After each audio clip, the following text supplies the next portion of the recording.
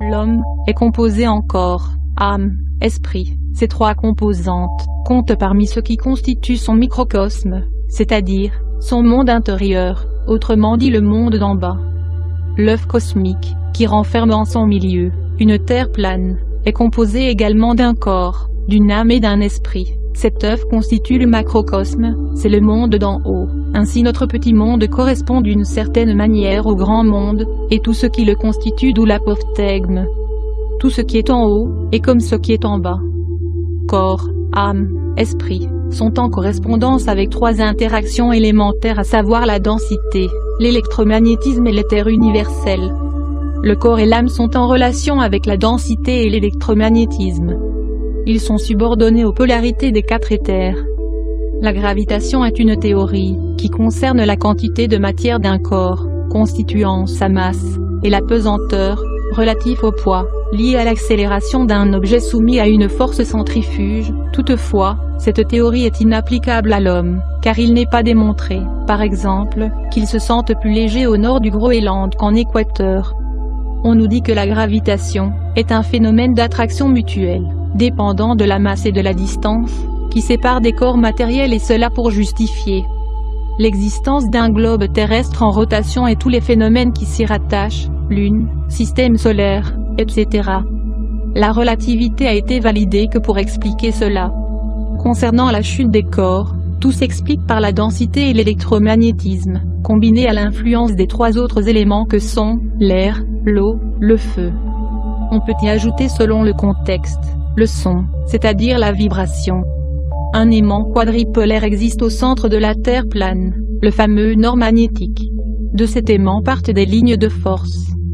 Ainsi la Terre est parcourue par un ensemble de flux énergétiques organisés en plusieurs grilles, superposées et connectées, qui la parcourent de leur maillage. Plusieurs investigateurs et géobiologues ont contribué de façon souvent indépendante à découvrir ces réseaux. Lakowski, Sanderson, Perret, Curie, Hartmann, pour les plus connus, ou encore George Prat. Le plus célèbre réseau ou maillage sont les lignes de lait, qui forment des nœuds électromagnétiques sur lesquels beaucoup de temples, d'églises, des sites de culte anciens ont été bâtis. Ces lieux vibrent d'une façon toute particulière au solstice et équinoxe, à cause de deux facteurs. La signature électromagnétique du lieu, et l'inversion de la polarité du Soleil, dont le rayonnement électromagnétique possède une action sur l'iode, la ionosphère entre autres. L'importance et la place donnée à la gravité est une imposture. Pour nous, tout s'explique par la masse, la densité et le magnétisme terrestre. La gravité veut justifier le magnétisme terrestre. Autrefois, on nous disait que le magnétisme terrestre était dû à l'aimantation du fer, contenu dans le fameux noyau de la Terre, par suite de sa rotation sur elle-même. Jusqu'à ce que cette théorie soit abandonnée, car le fer cesse d'être aimanté au-dessus d'une certaine température. Pour nous, l'origine du magnétisme terrestre est due à l'influence de l'aimant quadripolaire et des lignes de lait, ainsi que les différents réseaux de flux électromagnétiques, formant le tore dans l'œuf cosmique. Pour expliquer la gravité, voici les genres de schémas qu'on peut nous montrer, illustrant le fait que tout objet est attiré par le centre de l'espace créé par une chose plus grande. Si les scientifiques ne peuvent pas prouver la gravité, voici un phénomène que ni les scientifiques ni la gravimétrie ne peuvent expliquer. Je dirais même mieux, ce phénomène prouve que la théorie de la gravitation tombe en poussière. Il s'agit du site de l'Oriole en France, connu pour sa pente, où n'importe quel objet roulant, quel que soit son poids, et qui se trouve lâché du bas de la pente, remonte tout seul. Bien sûr, ce phénomène passant pour mystérieux a tout de suite suscité des dissonances cognitives. Voilà. Non mais ça signifie quoi à maçonnerie? Ça signifie que la pente est à l'opposé de la bulle. Voilà. Ça signifie que là, si on filme là, logiquement, ça monte. Ça monte. Et là, le bas, ça va descendre. Alors, je prends la bouteille d'eau. Et, malgré les preuves, à l'aide d'appareils de mesure, fait dire à certains qu'il s'agit d'une illusion d'optique, d'une fausse pente. Et pourtant, voici le même phénomène à Tounan en Algérie, avec une voiture qui remonte la descente au point mort.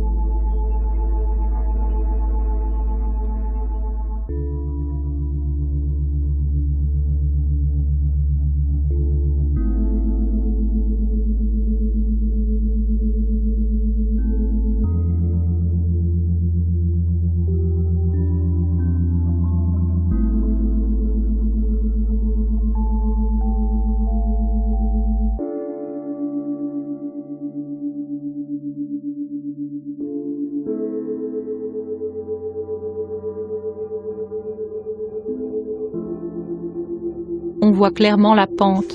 Voilà. Ici de l'eau. L'eau.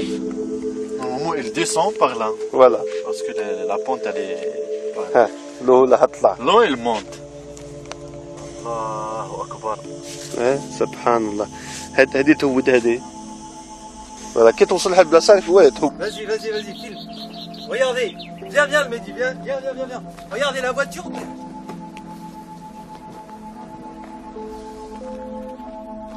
Vas-y, Mehdi, vas-y. Je suis obligé de la suivre, hein. Regardez. Quelle force! Tire la voiture au point mort vers le haut de la pente. Vous avez compris où je veux en venir. Sûrement pas la gravité.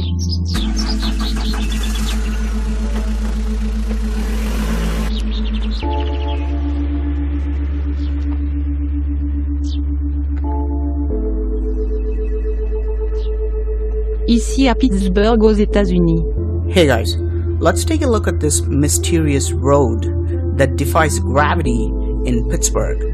It's very intriguing, and apparently nobody knows that such a strange road exists here. Towards the end of the video, I'll give you the exact address and you can go check it out for yourself and maybe take your friends and freak them out. We are sitting inside my car and the road is clearly going downhill.